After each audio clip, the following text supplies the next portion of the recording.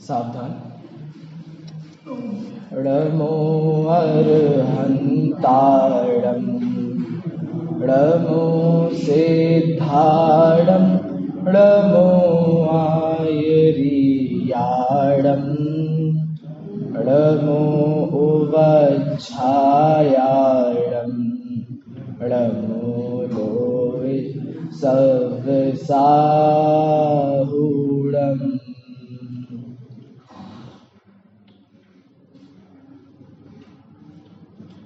देव पूजा गुरुपास्ति स्वाध्याय संयमस्तपः दानं चेति गृहस्थानां षट्कर्माणि दिने दिने।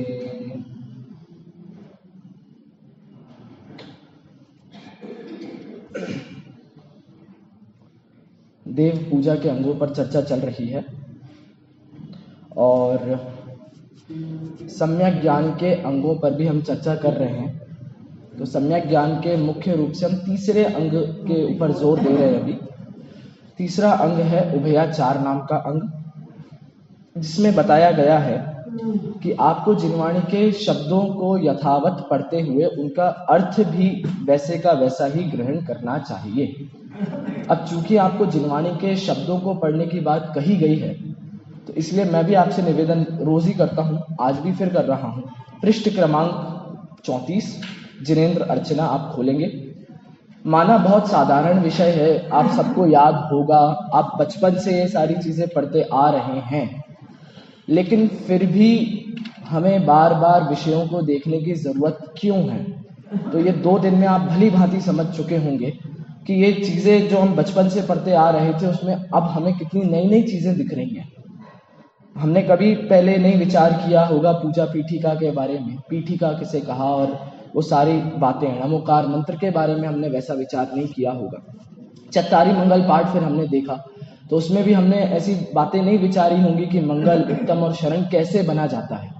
भाई अरहंत सिद्ध आचार्य उपाध्याय साधु और जैन धर्म, ये तो मंगल उत्तम शरण है, लेकिन हम खुद कैसे बन सकते हैं मंगल उत्तम और शरण, ये वाली प्रक्रिया भी विचारणीय है। उसके बाद मंगल विधान हमने देखा था और मंगल विधान में हमने कई सारी नई बातें देखी।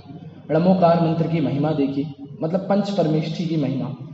उसके बाद हमने ये भी देखा कि कैसे मंगल विधान में अन्य मतों का निराकरण किया गया है। तो कल हमने देखा था आखिरी श्लोक के माध्यम से कैसे हमने 4-5 मतों का निराकरण किया था। शैव मत हो, वेदांत मत हो, ब्रह्मा मतलब मीमांसक हो या नैयायिक हो, इनका कैसे निराकरण हमारे नमोकार मंत्र से होता है।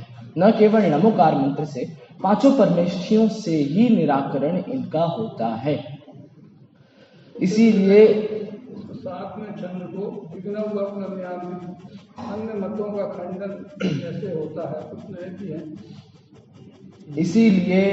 इसीलिए इस मंत्र को अपराजित मंत्र भी कहा गया है, क्योंकि इस मंत्र का खंडन या हमारे कह लीजिए 5 परमेष्ठी और जैन धर्म का खंडन करने में कोई समर्थ नहीं रहा। कोई भी दर्शन हो, कोई भी अन्य मत वाला हो, वो समर्थ नहीं रहा। तो उसका निराकरण करने के लिए ये अंतिम 7वें नंबर का श्लोक लिखा गया। अच्छा, हमने कल एक और छोटी सी चर्चा करी थी कि ये मंगल विधान हो सकता हो संकलित हो, मतलब किसी व्यक्ति द्वारा न लिखा गया हो और इसका संकलन किया गया हो। चूंकि इसमें संस्कृत का चल रहा था और बीच में 2 प्राकृत की पंक्तियां आ जाती हैं, इसीलिए। तो यहां तक की चर्चा हमारी कल विगत 2-3 दिन से हो गई है। अब चर्चा को आगे बढ़ाना है और अब हम चलेंगे ये जो अर्घ दिए हुए हैं हमारी जिनवाणी में 4-5 जो अर्घ दिए हुए हैं, इनकी चर्चा क्रमशः करते हुए फिर हम चलेंगे पूजा प्रतिज्ञा पाठ पर।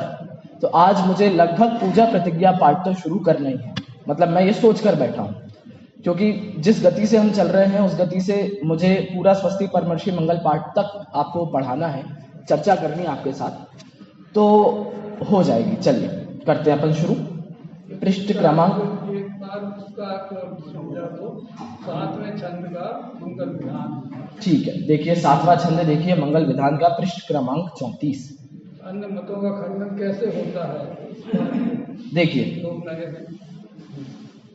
आप ही बताइए ना एक एक करके, चलिए। हमें तो याद नहीं। हाँ तो एक एक करके अपन शुरू करते हैं, आप लोग का भी रिवीजन हो जाएगा, बढ़िया है। तो चलिए सबसे पहले विघ्न, क्या था अर्थ विघ्न का? बताइए बताइए। विघ्न विघ्न विघ्न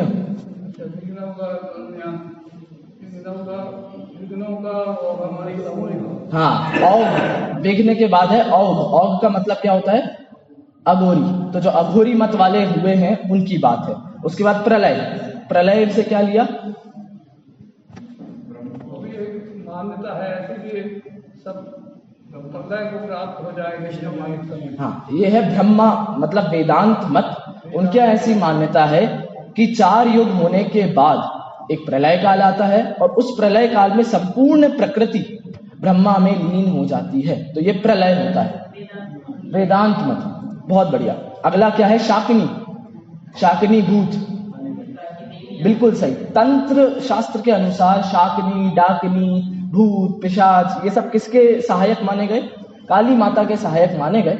तो जो वर्तमान में आज हम देखते हैं हिंदू मत, उसका भी निराकरण यहां हो रहा है। पन्नगा, बिल्कुल सही। पन्नग मतलब होता है सांप, और हाँ, सांप किसके गले में होता है भाई साहब? शिव जी के गले में होता है। तो इससे वैष्णव मत वालों की भी बात यहां हो गई। अब इन सब के जो विष हैं, विषम निर्विष्टाम, तो इन सब के जो जहर हैं उसको उतारने के लिए कौन सहायक है? स्तूय माने जिनेश्वरे। जिनेश्वर मतलब पंच परमेष्ठी की स्तुति मात्र से इन मतों का निराकरण हो जाता है। यांति ये सारे मत चले जाते हैं। तो इस प्रकार हमने कल थोड़ी सी चर्चा देखी थी। अब आगे हम चर्चा करने वाले हैं पंच परमेष्ठी अर्घ, ऐसा दिया हुआ है पृष्ठ क्रमांक 34 पर, बराबर। ये भी सब संस्कृत है, आपको लग रहा हो हिंदी हो, लेकिन ये हिंदी नहीं है, सब संस्कृत है। देखते हैं।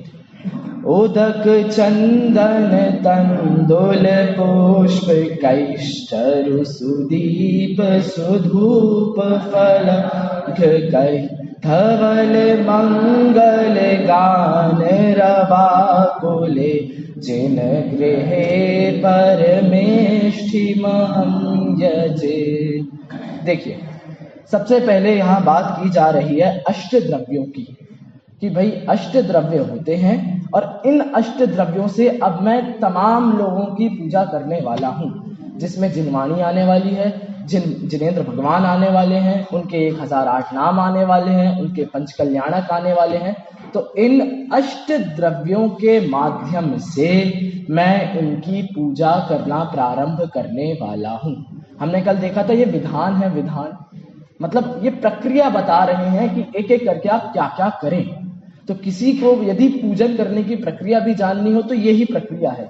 अब एक एक करके हम आगे बढ़ते हैं। देखिए उदक, उदक मतलब तो सामान्य अर्थ होता है इसका जल। जो अष्ट द्रव्य में पहला द्रव्य है जल।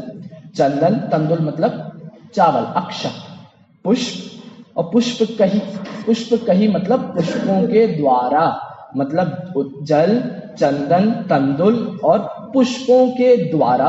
ये पहली बात हो गई। दूसरी बात देखो, चरु, सुदीप, सुधूप, फल, अर्घ, कई। तो मतलब चरु मतलब नैवेद्य, हाँ, तो पुष्प के बाद आता है नैवेद्य, फिर दीप, धूप, फल और अर्घ के द्वारा। तो दो वाक्य बन जाएंगे इसमें। पहली पंक्ति से 2 वाक्य बनाएंगे अपन, जल, चंदन, अक्षत, पुष्प के द्वारा, और दीप, धूप, नैवेद्य, दीप, धूप, फल और अर्घ के द्वारा। अब क्या करूंगा मैं इन 8 द्रव्यों के साथ? धवल मंगल गान रवाकुले। अब पढ़ते तो रोज है, लेकिन क्या मतलब होता है इसके? रवाकुले का मतलब क्या होता है भाई, किसी को पता है? रवाकुले रोज पढ़ते हैं ये तो हम। हाँ, रव मतलब होता है, देखिए रव मतलब होता है शब्द। जो कलरव होता है पक्षियों का कलरव, तो रव मतलब होता है शब्द। और आकुले मतलब क्या होता है? आकुले मतलब होता है कौतूहल होना। आकुले मतलब होता है किसी के साथ होना, सहित होना।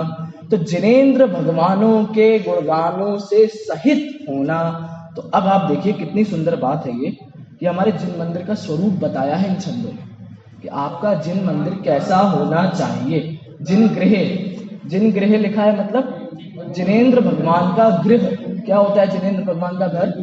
मंदिर। तो अब मंदिर कैसा होता है इस अभी बताते, फिर से आते हैं उस पर। अभी तो आप देखिए जिन गृह मतलब जिन मंदिर। अब जिन मंदिर का स्वरूप कैसा होता है इस पर भी थोड़ी चर्चा करनी चाहिए। तो देखिए जिन मंदिर के स्वरूप में लिखा गया धवल मंगल गान रवा कुले, ऐसा स्थान जहां पर धवल मतलब स्वच्छ, सफेद, साफ, शुद्ध, मंगल मतलब सुख को देने वाले गान होते हैं। जहां पर शुद्ध सात्विक सुख को देने वाले गान होते हैं, मतलब जहां पर धर्मोपदेश होता है, धर्म चर्चा होती है, पूजन गीत भक्ति होते हैं, जहां पर 24 घंटे ऐसा वातावरण बना रहता है जैसे समव शरण। आप समव शरण का यदि स्वरूप देखें, पढ़े, सुने तो वहां पर 24 घंटे, दिन रात का तो कोई फर्क नहीं है वहां। तो 24 घंटे वहां जिनेंद्र भगवान की स्तुतियां हो रही हैं, 24 घंटे पूजनें हो रही हैं, 24 घंटे दिव्य ध्वनि खिल रही है। 24 घंटे नहीं, लेकिन ठीक है 7 घंटे दिव्य ध्वनि खिल रही है। तो मतलब आप देखिए पूरा माहौल, वातावरण हमेशा वैसा बना रहता है। तो ऐसा ही हमारे जिन मंदिर का स्वरूप होना चाहिए। अब इससे प्रेरणा क्या लेनी चाहिए कि हम स्वयं भी मंदिर आए और साथ में और 2-4 को भी लेकर आए, जिससे मंदिर में हमेशा धर्मोपदेश, धर्म चर्चा, पूजन भक्ति चलता रहे। ये कभी नहीं रुकना चाहिए। तो इसी का मतलब है रव मतलब होते हैं शब्द, और आकुले मतलब कौतूहल से सहित। तो भगवान के वाणी के स्तवन से सहित शब्दों से ये जिन मंदिर होते हैं। और इस जिन मंदिर में विराजमान पंच परमेष्ठी को अहम यजे, मैं उनकी याचना करता हूं, मैं उनकी पूजा करता हूं। बराबर समझ में आया? सरल है ये। तो पंच परमेष्ठी को पहला अर्घ दिया, जिसमें उन्होंने कहा कि मैं 8 द्रव्यों के द्वारा जिन ग्रह में स्थापित पंच परमेष्ठी को अर्घ समर्पित करता हूं। कैसा है वो जिन ग्रह? जिसमें हमेशा धवल मंगल गानों के शब्द गुंजायमान होते हैं। ऐसा है जिन मंदिर। देखिए एक बार पाठ कर लेते हैं इसका, साथ में देखकर पाठ करेंगे। याद सभी को है लेकिन फिर भी शुद्ध उच्चारण के साथ कोशिश करेंगे। उदक चंदन तंदुल पुष्प कैश्चरु सुदीप सुधूप फलार्घ कहि धवल रवा कोले जिन गृहे यजे मतलब पूजन करना। ठीक है, अभी और भी अर्थ देखेंगे हम, बढ़िया वाला यजे का। चलिए इसका अर्घ मैं पढ़वाता हूं, एक बार पढ़ते हैं अपन। ओम ह्रीम श्री अरहंत सिद्ध। अब मैं बहुत धीरे धीरे पढ़ रहा हूं, आप एक एक शब्द देखना, गौर करना किसको अर्घ चढ़ा रहे हैं अपन। अरहंत सिद्ध आचार्य उपाध्याय सर्व साधुभ्यो, बराबर, अर्घ्यम निर्वपामीति स्वाहा। अब अभी देख लेते हैं, हमारे सामने अब शब्द आ ही गए हैं, अभी तक ये शब्द नहीं आए थे। अब अर्थ देखते हैं, बहुत ध्यान से सुनना, इतना सुंदर अर्थ है इन चीजों का। देखिए ओम का अर्थ हम लोग चर्चा कर चुके थे पहली कक्षा में हमारी। रीम मतलब 24 तीर्थंकर होते हैं, आप सभी को भी पता है। श्री का मतलब क्या होता है भाई? बिल्कुल सही, श्री का मतलब सर्वविदित है लक्ष्मी। तो अंतरंग लक्ष्मी भी लेना है और बहिरंग लक्ष्मी भी। तो अंतरंग लक्ष्मी मतलब यदि अरहंत परमेष्ठी होंगे तो अनंत दर्शन, ज्ञान, सुख, वीर। सिद्ध होंगे तो उनके 8 गुण। आचार्य परमेष्ठी, उपाध्याय परमेष्ठी और साधु परमेष्ठी होंगे तो उनका स्वानुभव, ये अंतरंग लक्ष्मी है। और बहिरंग लक्ष्मी में सभी के यथा योग्य बाह्य में जो वैभव विभूति पाई जाती है उसको कहते हैं बहिरंग लक्ष्मी। तो अब उससे संयुक्त, उससे सहित ऐसे अरहंत, सिद्ध, आचार्य, उपाध्याय और साधु के लिए। ठीक है, ये भ्यो, इसका क्या अर्थ होगा? के लिए। संस्कृत में इसे चतुर्थी विभक्ति कहा जाता है, जिसका अर्थ होता है के लिए। तो इनके लिए मैं क्या कर रहा हूं? अब देखिए आप, बढ़िया बात, अर्घ्यम, और आगे क्या लिख रहे हैं? हाँ, इसका उच्चारण बहुत गलत किया जाता है हमारे यहाँ, जिसको ऐसा कहते हैं कि ये लिखा है निर्वपामीति, ऐसा लिखा है। लेकिन लोग क्या करते हैं, या तो दोनों दीर्घ कर देते हैं, या दोनों रिस्व कर देते हैं, या तो पहले वाला रिस्व कर देते हैं, बाद वाला दीर्घ कर देते हैं। लेकिन कभी ऐसा नहीं होता कि पहले वाला तो दीर्घ रहे और बाद वाला रिस्व रहे। क्या होते हैं दीर्घ और रिस्व? बड़ी की मात्रा और छोटी की मात्रा, सरल भाषा में। ठीक है, देखिए निर्वपामी मतलब बड़ी की मात्रा है यहाँ पर, और ती मतलब छोटी की मात्रा है। इसलिए मैं आपसे बार बार 3-4 दिन से ये जोर दे रहा हूं, आप देख कर पढ़ें क्या पढ़ रहे हैं, आप सही पढ़ रहे हैं कि नहीं पढ़ रहे हैं। अच्छा, इसका अर्थ समझ लेंगे तो आप शायद गलती ना भी करें। हम किसी को अर्थ पता है इसका? समर्पित करता हूं। नहीं, उसके लिए स्वाहा है। किसी को और कोई अर्थ इसका कोशिश करेगा ट्राई करने का? मतलब जो जितना पहले से पढ़ रहे हैं पुराने लोग वो बता सकते हो शायद। हाँ, लगभग आप थोड़ा पास में हैं। उसके लिए स्वाहा है, समर्पित करना, त्यागना, उसके लिए स्वाहा है। उसकी भी अभी बहुत सुंदर व्याख्या करते हैं अपन। अब तो निर्वपामीति का अर्थ देखें एक बार, सोचे थोड़ा सा। अच्छा, इसमें 2 शब्द हैं। नहीं, उसके लिए स्वाहा, निर्वपामीति नहीं है। अब आप देखिए, रोज पढ़ते हैं हम ये शब्द, और कब से पढ़ रहे होंगे ये शब्द। बस एक अर्थ हमें पता चल जाएगा, इतना आनंदित शब्द का अर्थ है ये, मजा आ जाएगा। देखिए मैं बताता हूं आपको। सबसे पहले तो निर्वपामी ये मूल शब्द है। क्या शब्द है? इसमें 2 शब्द हैं जो आपसे बात कर रहा था। पहला शब्द है निर्वपामी, छोटी की मात्रा वाला, निर्वपामी दिख रहा है आपको उसमें। और दूसरा शब्द है इति। अब मिल गया आपको, 2 शब्द हैं, निर्वपामी और दूसरा शब्द है इति। तो निर्वपामी इति। अब इसका अर्थ देखिए आप, थोड़ा सा उपयोग आप लगाइएगा जिनवाणी में, और संस्कृत से अर्थ करना पड़ेगा क्योंकि संस्कृत का शब्द है। तो आप देखिए जरा, आपको इसमें वप दिख रहा है, वप, व और प, वप दिख रहा है आप सभी को? वप दिख रहा है? देखिए भाई, आपको दिखा वप? चलिए, ये होती है मूल धातु। धातु मतलब क्रिया। भाई कोई भी शब्द बनता है तो वो क्रिया से बनता है। आपकी दुनिया में जितने भी शब्द होंगे ना, चाहे हिंदी हो, चाहे संस्कृत हो, चाहे प्राकृत हो, वो क्रिया से ही शब्द बनते हैं। तो इसमें क्रिया कौन सी है? वप। वप दिख रहा है आप सभी को? वप दिख गया? इसका मतलब होता है बोना।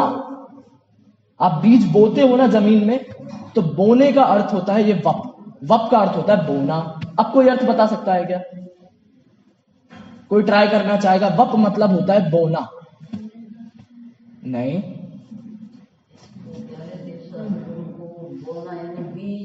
नहीं, वो वाला अर्थ तो पहले कर लिया, वो बीज वाला तो मूल जो थे। अभी मैं करता हूं फिर से, देखिए आप। अब देखिए आगे एक शब्द लिखा है निर। निर लिखा है, निर। निर दिख गया? निर। निर मतलब क्या होता है? तो सरल है निर मतलब तो। अरे निर मतलब तो रहित, उससे अलग होना, हटना। अब आप देखिए, मतलब बोना और बोने से हटना मतलब क्या? मैं ऐसे अष्ट द्रव्य आपके पास लाया हूं जो कभी भी नहीं उगने वाले हैं, मतलब ये अचित्त द्रव्य हैं। पहला अर्थ बराबर, बिल्कुल सटीक अर्थ है। ये धातु से अर्थ निकाला जाता है। वप मतलब बोना होता है, और निर मतलब जिसे कभी नहीं बोया जा सकता। तो आप चावल को बोएंगे, कभी नहीं उगेगा। दीप, धूप, फल, अर्घ, किसी को भी आप बो दो, मिट्टी में डाल दो, वो कभी नहीं उगेंगे। इसका मतलब होता है ये है अचित्त द्रव्य, मतलब शुद्ध प्रासुक द्रव्य। पहला अर्थ नहीं। और दूसरा, हाँ तो उसको निकाल देते ना हम। और दूसरा होता है आपका, अब देखिए और जरूरी अर्थ। अब पूजन का उद्देश्य क्या होता है हमारा, और होना क्या चाहिए? पूजन का उद्देश्य ये होना चाहिए कि अब ये जो पूजन कर रहे हैं ना हम, वो देव शास्त्र गुरु की पूजन है। और देव शास्त्र गुरु की पूजन का फल क्या होना चाहिए? वो होना चाहिए कि अब मैं संसार के बीज को अब नहीं बोऊंगा। तो निर्वपामी मतलब मैं ऐसी चीजें आपको दे रहा हूं जो अचित्त शुद्ध प्रासुक हैं, और दूसरी बात, मैं देते हुए ये भावना भा रहा हूं कि अब इनकी भी जरूरत मुझे कभी नहीं पड़ेगी जीवन में। समझ में आया आपको इसका अर्थ? निर्वपामी।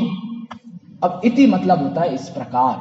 तो मैं इस प्रकार इन द्रव्यों को स्वाहा मैं आपको दे रहा हूं, मुझे नहीं चाहिए, आप रख लो इसे, ऐसे दे रहा हूं। स्वाहा मतलब बहुत प्यार से देना नहीं होता है कभी भी। आप देखना, स्वाहा जो शब्द बना है ना, बड़ा हिंसक शब्द है। आप कभी स्वाहा बोल कर देखो, एक बार आप लोग उच्चारण करके देखो, तो स्वाहा बड़ा हिंसक शब्द कहलाता है। हिंसक मतलब क्या होता है?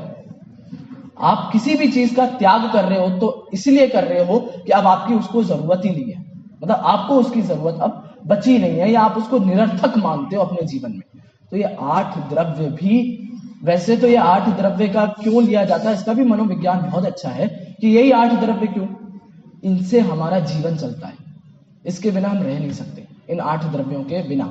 आप विचारना, तो इसीलिए इन 8 द्रव्यों को भगवान ये स्वाहा मैं छोड़ के जा रहा हूं आपके सामने, और मतलब थोड़ी कठोर भाषा तो आपके सामने फेंक के जा रहा हूं। फेंक के जा रहा हूं क्यों? अब मुझे इनकी भी जरूरत नहीं बची मेरे जीवन में, या मैं ऐसी भावना भा रहा हूं कि मुझे नहीं चाहिए ये सारी चीजें।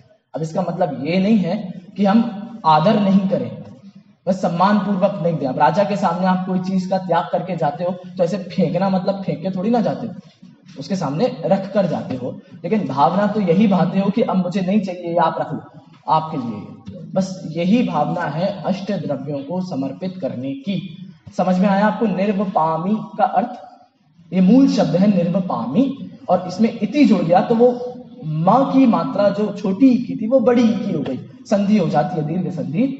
उस पर आप ध्यान मत दो, ध्यान आप देखकर पढ़ने पर दो, तो आप सही पढ़ोगे अब हमेशा। निर्वपामी, मैं ऐसे द्रव्य चढ़ा रहा हूं जो अचित्त हैं, और चढ़ाते हुए ये भावना भा रहा हूं कि संसार के बीज को अब नहीं बोऊंगा। निर्वपामी। इसी संदर्भ में एक शंका हो सब कहते हैं कि भगवान के सामने कभी खाली हाथ नहीं जाना चाहिए, तो फिर तात्पर्य ये है कि हम सब समय बिल्कुल खाली हाथ नहीं जाना चाहिए, मतलब कुछ भी ना ले जाएं, पहले तो ये ध्यान रखें।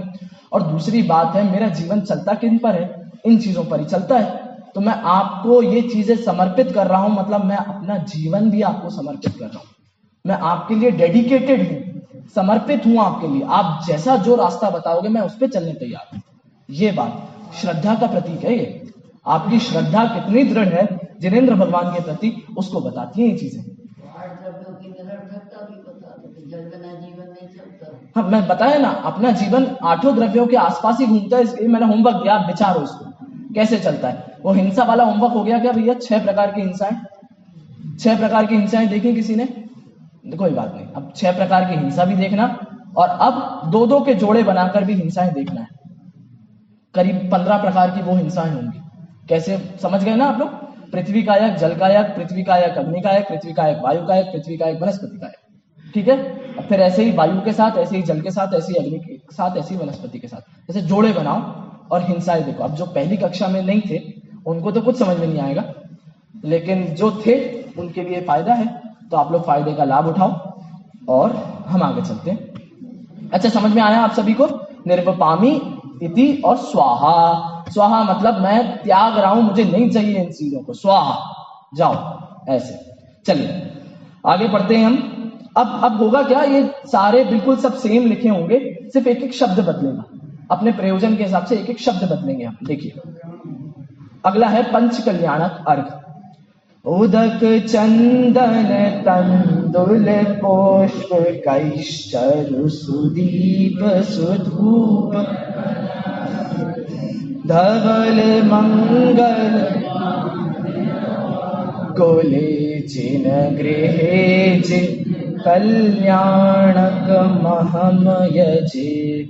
अब ये 5 कल्याणकों के लिए अर्घ्य समर्पित कर रहे हैं। यहाँ पर निज की जगह जिन होना चाहिए, क्योंकि जिनेंद्र भगवान के 5 कल्याणकों के लिए हम अर्घ्य समर्पित कर रहे हैं। आप अपने कल्याणकों के लिए अर्घ्य नहीं दे रहे हो, आपके अभी कल्याणक शुरू ही नहीं है, आपके कल्याणक हैं ही नहीं अभी। तो जिनेंद्र भगवान के पास आए हो तो आप उनके लिए सारी चीजें समर्पित कर रहे हो, इसलिए निज की जगह जिन होना उचित होता है। चलिए, तो अब यहाँ पर कल्याणकों की चर्चा है। मैं जन्म कल्याणक, गर्भ कल्याणक, जन्म कल्याणक, तप कल्याणक, ज्ञान कल्याणक और मोक्ष कल्याणक के लिए अर्घ समर्पित कर रहा हूं।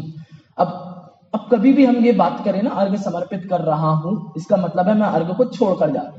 हीन है ये सारी चीजें, मुझे इनकी जरूरत नहीं है, इसलिए आप ही रख लो। आपके जीवन में जितने प्रसंग हुए ना, उत्कृष्ट प्रसंग, उनके लिए मैं ये अपनी हीन चीजें आपको देकर जा रहा हूं, मुझे नहीं चाहिए इन चीजों की। तो इसलिए जिन कल्याणक को अर्घ समर्पित किया। अगला है जिन सहस्त्र नाम अर्घ। क्या होता है जिन सहस्त्र नाम? मतलब सहस्त्र मतलब क्या होता है? 1000।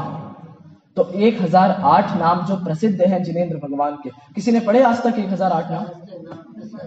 पढ़े हैं? Very good. कहां पर? आदि पुराण में। बहुत सुंदर। और किसी ने पढ़े हैं?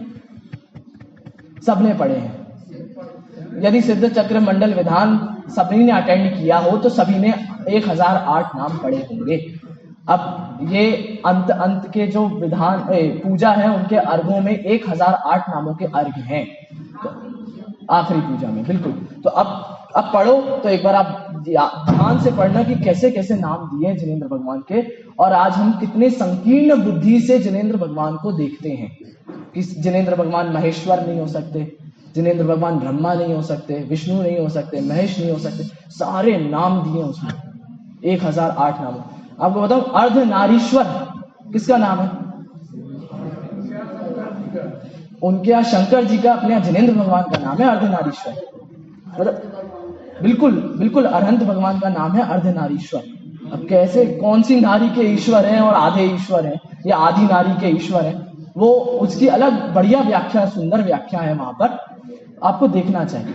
और आदि पुराण में भी क्रम से 1008 करीब 10-12 पेजेस में वो दिए हैं 1008 नाम। हमने भी वो पढ़े थे। इतने बढ़िया नाम है, इतने वैज्ञानिक नाम है, आनंद आ जाता है। किसी को अपने घर का नाम रखना हो, अपने बच्चों का नाम रखना हो, तो उनकी हेल्प ले सकता है, मतलब रखना चाहिए। और नया वो आपको नए शब्द मिलेंगे, इतने शब्द, इतना चिंतन, इतनी आचार्यों की सोच मिलेगी, उसमें आनंद आता है। चलिए, पंचपरमेष्ठी का और ये जो अनंत भगवान का अर्घ दिया है, तो ये पंचपरमेष्ठी का पहले दिया और ये कर्म करना वगैरह का बाद में दिया। हाँ, तो परमेष्ठी में पहले मतलब दूसरी अर्चना में ये ऊपर दिया है, वो नीचे दिया है। मैं आपसे पहले दिन से ये कह रहा हूँ, ये जो क्रम दिया गया है वो हमारे द्वारा बनाया गया क्रम है। हमारे मतलब 400-500 साल पुराना क्रम है। मैं रोज ये बात करता हूँ आपके सामने। तो अब इसमें ये अर्घों का जो ऑर्डर है, क्रम है, वो ऊपर नीचे मिल जाएगा आपको सब जगह। हाँ, तो अपनी अर्चना में छठी जो उसमें है, ये घर का पहले। हाँ, तो उसमें कोई ऐसा विशेष नहीं अर्थ है। क्या चढ़ाना चाहिए, कौन सा?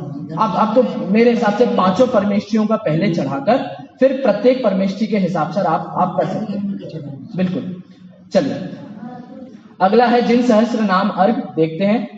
उदक चंदन तंदुल पुष्प कैष्ठरु सुदीप सुधूप फलर्घ कहि धवल मंगल गाल रवाकुले जिन गृहे जिन नाथ मह यजे। जिननाथ मतलब जिनेंद्र भगवान के जो 1008 नाम हैं, उनको मैं अर्घ समर्पित कर रहा हूं। मतलब 1008 नामों को अर्घ नहीं दे रहा हूं, मैं 1008 नामों के माध्यम से आपकी बार बार आराधना करना चाहता हूं। मैं नामों को अर्घ नहीं दे रहा हूं। नामों को अर्घ देने से कोई फायदा भी नहीं है, लेकिन आप 1008 तरीकों से उनकी आराधना कर रहे हो, ये अर्थ समझना चाहिए। चलिए, अगला है।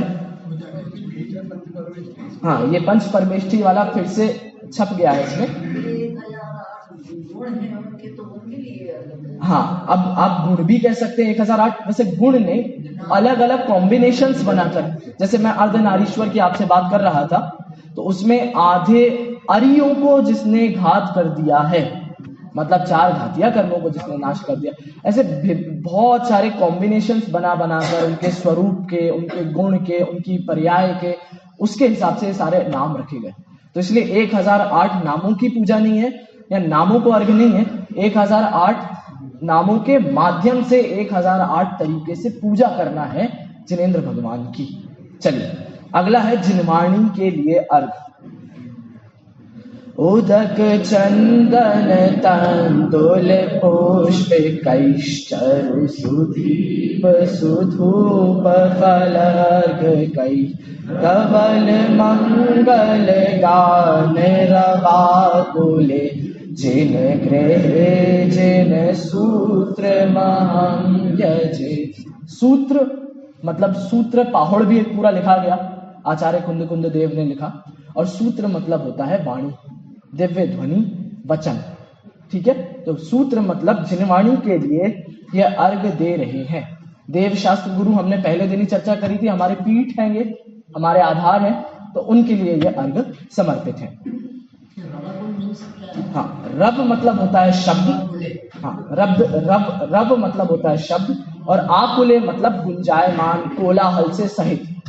तो जिनेंद्र भगवान की स्तुति से सहित ऐसे जिन मंदिर में जिनवाणी के लिए अर्घ, जिनेंद्र भगवान की स्तुति से गुंजायमान ऐसे जिन मंदिर में जिनेंद्र भगवान के लिए अर्घ, जिनेंद्र भगवान से सहित उनकी स्तुति से गुंजायमान ऐसे जिन मंदिर में जिनेंद्र भगवान के पंच कल्याणकों के लिए अर्घ, ऐसे पूरे अर्थ बनते हैं सबके। हाँ, बताए ना, रव मतलब होता है शब्द, और आकुले मतलब कोलाहल से सहित, तो शब्दों के गुंजायमान से सहित, शोर से सहित, रवाकुले। चलिए, ज्ञान भी पढ़ते हैं, सही शब्द तो गान है। गान है, गान। इसलिए मैं आपसे अब बार बार नहीं कहूंगा, और मैं कहूंगा भी कि आप जिनवाणी देखकर ही पढ़ें। ये सम्यक ज्ञान के तीसरे अंग की चर्चा कर रहे हैं हम, पूजा पीठिका की चर्चा नहीं कर रहे हैं, हम पूजन की चर्चा नहीं कर रहे हैं, हम सम्यक ज्ञान के तीसरे अंग की चर्चा कर रहे हैं, जिसका नाम है उभयाचार। मतलब शब्द और अर्थ बराबर ख्याल में आना चाहिए। शब्द देखकर पढ़ेंगे तो अर्थ भी देखकर सही ख्याल में आएगा।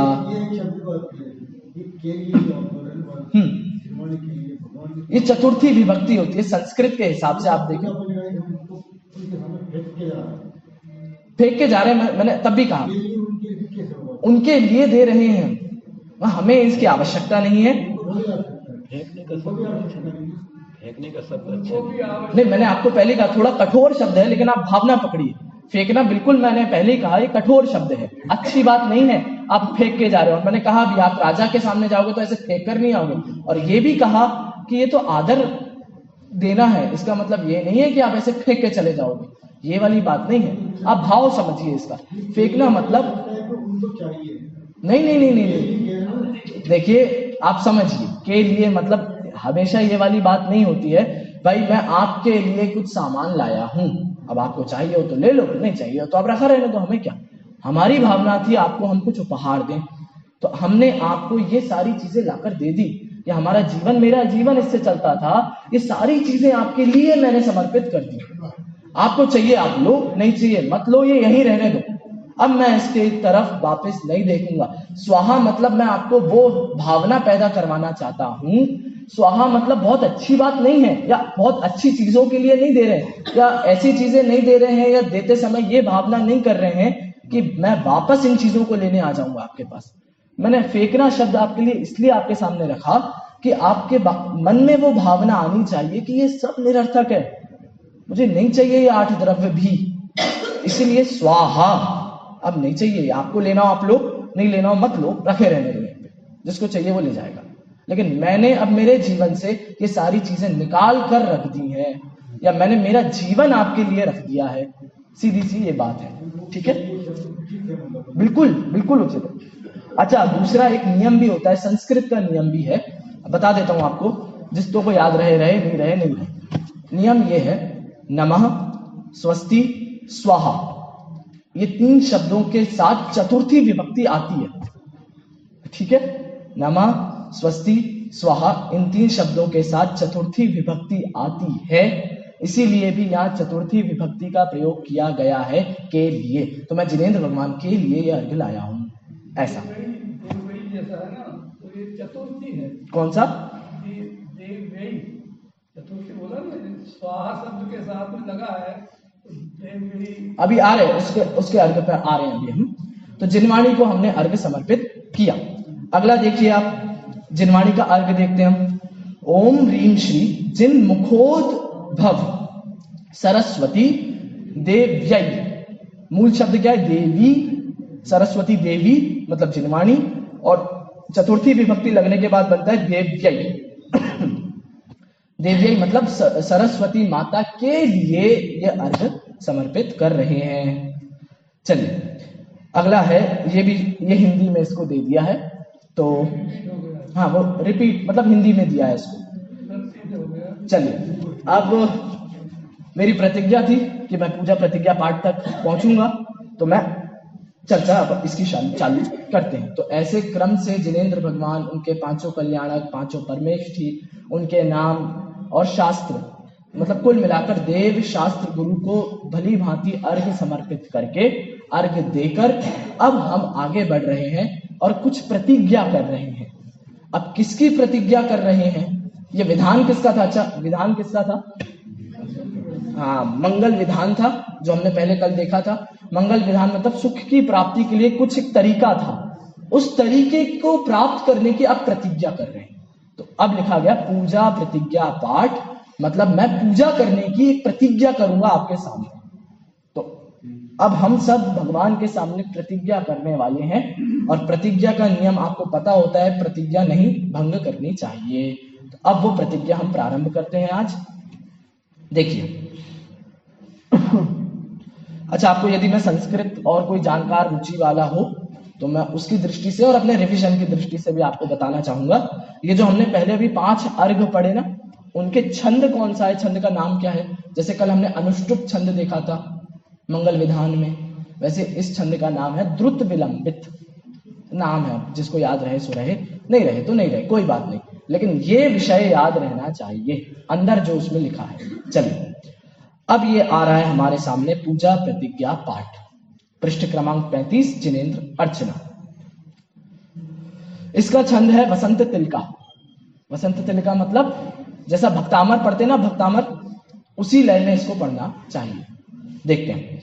श्रीमज्जिनेन्द्रमभिवन्द्य जगत्त्रयेशं स्याद्वादनायकमनन्त चतुष्टयार्कं श्रीमूल संघ सुदृशां सुकृतैक हेतुर् जैनेन्द्र यज्ञ विधिरेश मया ध्यायी। देखिए सबसे ज्यादा अशुद्धियां इसको पढ़ने में भी होती हैं। आप एक एक शब्द आराम से देखकर पढ़ो, कोई जल्दी नहीं होगी जीवन में आपके। आप आराम से पढ़ो तो आप एक एक शब्द बढ़िया पढ़ोगे, सुंदर। देखिए अब हम चर्चा करने वाले हैं जिनेंद्र भगवान के सामने मैं पूजा की प्रतिज्ञा करने वाला हूं। देखते हैं। श्रीमत जो पहला शब्द है, पहले मैं आपको अलग अलग शब्द करके दिखा देता हूं, एक बार देखना, बिल्कुल ध्यान से अपनी जिनेंद्र रचना में देखें। श्रीमत पहला शब्द है, दूसरा शब्द है जिनेन्द्रम, फिर है अभिवन्द्य, फिर है जगत त्रयेशम, उसके बाद है स्याद्वाद, नायकम, अनंत, चतुष्टय, अर्हम। ठीक है।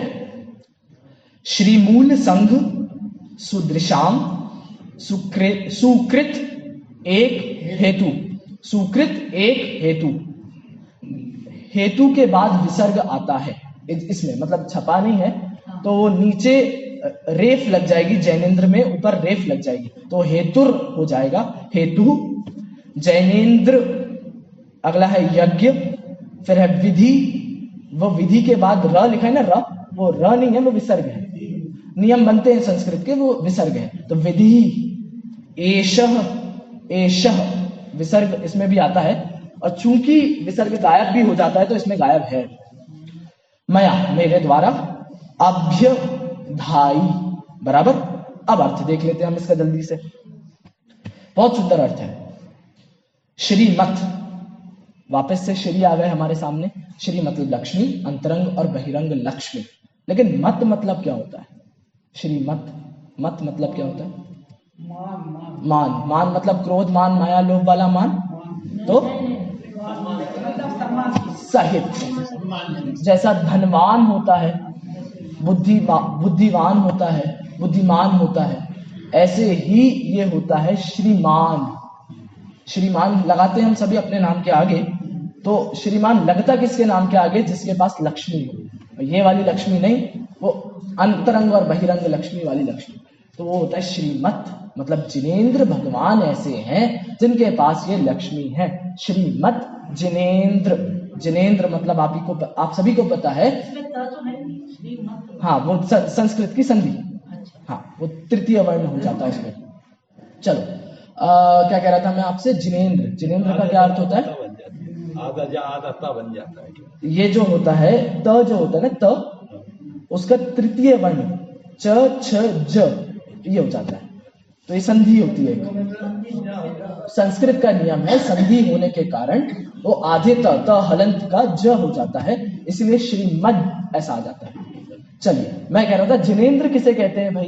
बहुत सरल है ये तो। जिनेंद्र, अरे शाब्दिक अर्थ, थोड़ा अब शब्दों की चर्चा चल रही है तो शाब्दिक अर्थ, जिन्होंने इंद्रियों को जीत लिया हो उसे कहते हैं, उन्हें कहते हैं जिनेंद्र। तो श्रीमद जिनेंद्रम अभिवंद्य, अभिवंद्य मतलब वंदना, और अभी मतलब क्या होता है? अभी नहीं, अभी मतलब अभी वाला अभी नहीं, छोटी की मात्रा है इसमें। अभी मतलब होता है अभिमुख, उनके सामने खड़े होकर, अभिमुख होकर, किसी के भी अभिमुख होकर, सामने खड़े होकर। तो अभिवंद्य मतलब मैं जिनेंद्र भगवान के सामने खड़ा होकर वंद्य, वंदना करता हूं। देखो कैसे हैं जिनेंद्र भगवान? जगत त्रयेशम, बहुत सरल है तो। जगत त्रयेशम मतलब तीनों जगत के ईश हैं, मतलब भगवान है, शिरोमणि है, पूज्य है, उत्तम है, और आप कह सकते हैं चूड़ामणि, त्रिलोक चूड़ामणि है, ऐसा। अच्छा, क्यों है तीनों लोगों के ईश? आठों कर्मों को जीत लिया, तो लोक वीतरागी हो गए। लोक में आठों कर्मों का समूह था, अब वो लोक से रहित हो गए हैं, तो मतलब जगत के ईश बन गए। और क्या कारण हो सकता है इनके ईश होने का? तीनों लोकों के स्वामी हैं ये, कैसे हैं? ठीक है, ये भी कारण हम ले सकते हैं। और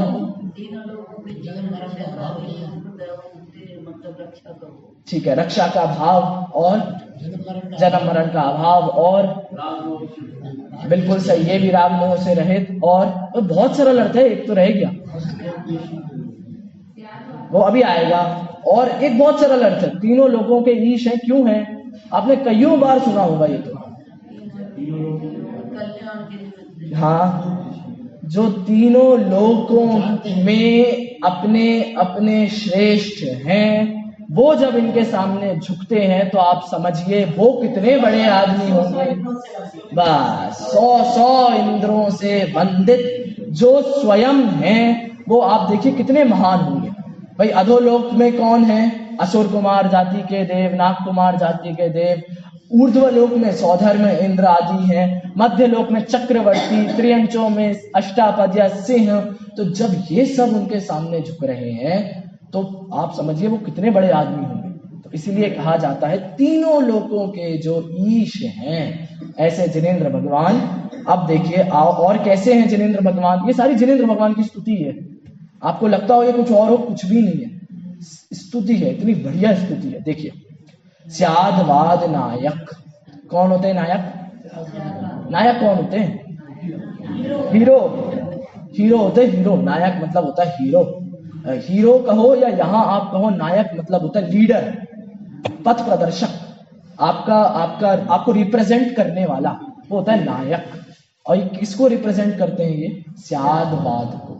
ये स्यादवाद शब्द बहुत बड़ा शब्द है, हमारे जैन धर्म में आधारभूत प्राण है ये स्यादवाद। आपको इसकी कीमत पता नहीं कितनी आती होगी, लेकिन एक बार आप न्याय पढ़कर देखोगे तो आपको लगेगा। मैं कल आपसे चर्चा कर रहा था, आप अन्य मतों का भी न्याय पढ़ो, अपना भी न्याय पढ़ो एक बार। तो न्याय आप पढ़ते हो तो आपको लगता है कि अन्य मतों का पढ़ोगे तो आपको लगेगा सही तो लिखा है, इसमें क्या दिक्कत है भाई, ऐसा ही तो दुनिया है। तो मैं आपको सच्चाई बताऊं, हमें बचपन से एक ही चीज पढ़ाई गई। क्या पढ़ाया गया? इस जगत को ईश्वर ने नहीं बनाया है, यही पढ़ाया बचपन से हमने। तो इसलिए हमको लगता भी यही है।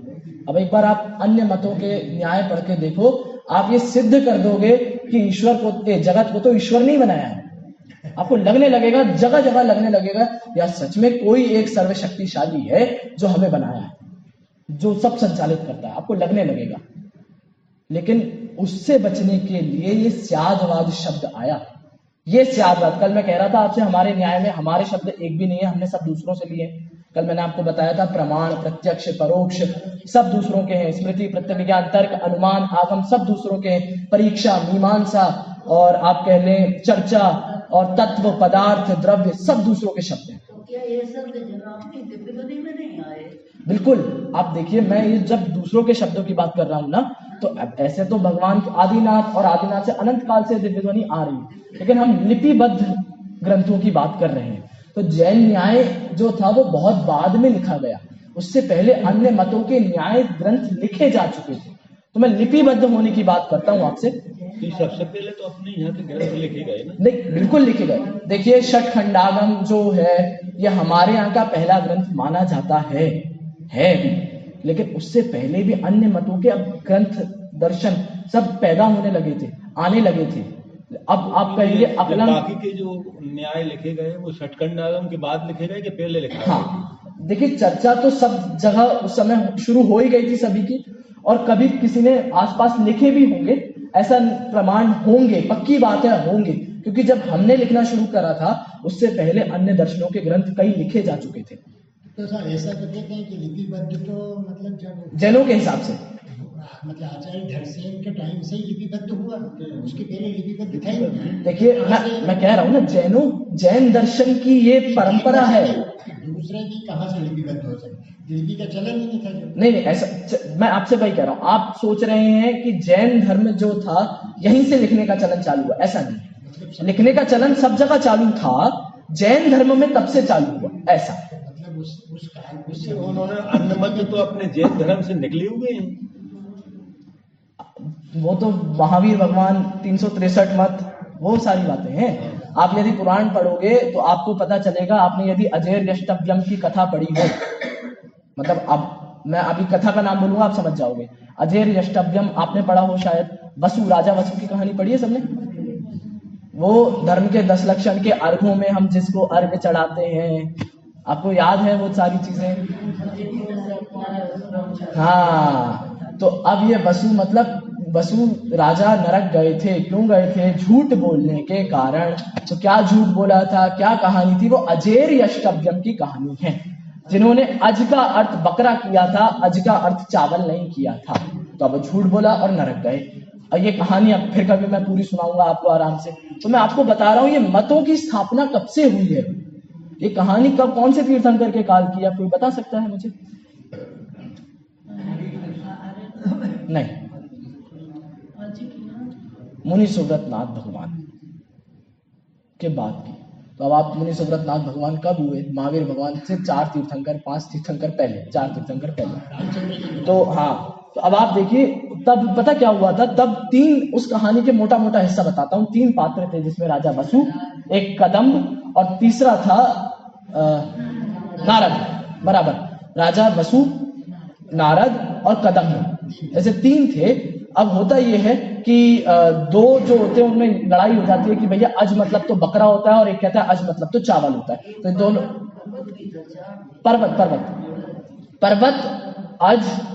पर्वत, नारद और वसु, ये 3 मुख्य पात्र हैं। कदम्ब इनके गुरु थे। तो अब लड़ाई हो जाती है, भैया अज मतलब चावल होता है कि अज मतलब बकरा होता है, क्योंकि कहा गया है कि अजेर यष्टव्यम, अज को यज्ञ में स्वाहा करना चाहिए। तो एक कहता है अज मतलब बकरा होता है, एक कहता है अज मतलब चावल होता है। तो अब इनकी लड़ाई होती है, राजा के पास जाते हैं, राजा वसु के पास। तो राजा वसु इनसे कह देता है नहीं, अज मतलब तो बकरा ही होता है। और तब से उस नारद ने अज मतलब बकरे के नाम पर, बकरे के नाम पर बकरे की बलि देना शुरू कर दी थी। बिल्कुल, वो पूरी कहानी मैं कह रहा हूं ना आपको, कभी सुनेंगे अपन। लेकिन आप देखिए वो मत जो है, अन्य मत जो है कब से पैदा होने लगे। आप पुराण पढ़ेंगे, आदि पुराण, हरिवंश पुराण, इनमें सब लिखा है कैसे ये स्त्री दान, कन्यादान, ये सारी प्रथाएं चल पड़ी हैं, और कब से चल पड़ी है, अभी की कुछ नहीं है, सब पुरानी परंपराएं हैं ऐसे। तो लिपिबद्ध होने की जो बात है, वो जैनों में लिपिबद्ध होना षटखंडागम से शुरू हुआ, लेकिन प्रचलन चलन तो सब जगह चल पड़ा था लिखने का। तो मैं आपसे कह रहा था, क्या कह रहा था मैं आपसे, कहाँ से हम ये बातें आई? धर्मसेनाचार्य ने जो लिखा हुआ है तो वो भगवान महावीर स्वामी ने जो उपदेश दिया उसके आधार पर लिखा है कि अन्य मतों के आधार पर लिखा है? बिल्कुल महावीर भगवान के उपदेशों के आधार पर लिखा है। उनका पहले आएगा ना, तो उन्हीं से ही तो निकलेंगे। देखिए आप देखिए, अन्य धर्म तो चालू हो गए थे पनपना। अन्य धर्म तो मैंने अभी मुनि सुव्रत नाथ भगवान के काल की कहानी बता दी आपको। तो अन्य धर्म तो सब जगह पनप ही रहे थे। अब हमारा धर्म जो लिखना चालू हुआ वो महावीर भगवान की दिव्य ध्वनि, उसके बाद अनुबद्ध केवली, उसके बाद पूरी आचार्य परंपरा, और फिर तब तक श्रुत परंपरा चली हमारी। धर्म तो अनादि अनंत है ना, आप ये समझिए, बिल्कुल अनादि अनंत है धर्म, मानने वाली बात है।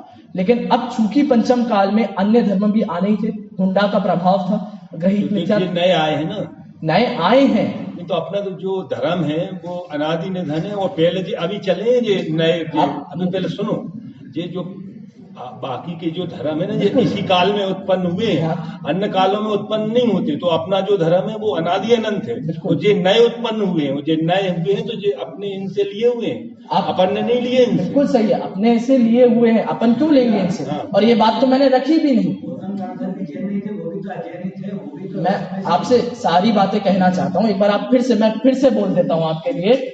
हमारा धर्म अनादि अनंत है, इसमें किसी को कोई आपत्ति नहीं है। धर्म हुए हैं ना ये नए, और अभी इसी काल में हुए, पहले नहीं होते। जब ये मुनि सुव्रत नाथ भगवान के घटना, उनके काल के समय की सारी घटनाएं हमको मिलती हैं पुराणों में, तो अब मैं जैन धर्म को नया या पुराने की बात नहीं करता हूँ। जैन धर्म बेशक पुराना है, आदिनाथ भगवान उससे पहले के बेशक पुराना है। लेकिन ये अन्य धर्मों की चर्चा कब से मिल रही है हमको? मुनि सुव्रत नाथ भगवान तो हो गए ना, ये अन्य धर्म नए और जैन धर्म पुराना, ये तो बिल्कुल सही है। और सारे 363 मत, अब इसकी चर्चा भी करेंगे। गोमट सार में बहुत सुंदर लिखा हुआ है, करीब 800 गाथा से शुरू होता है प्रकरण।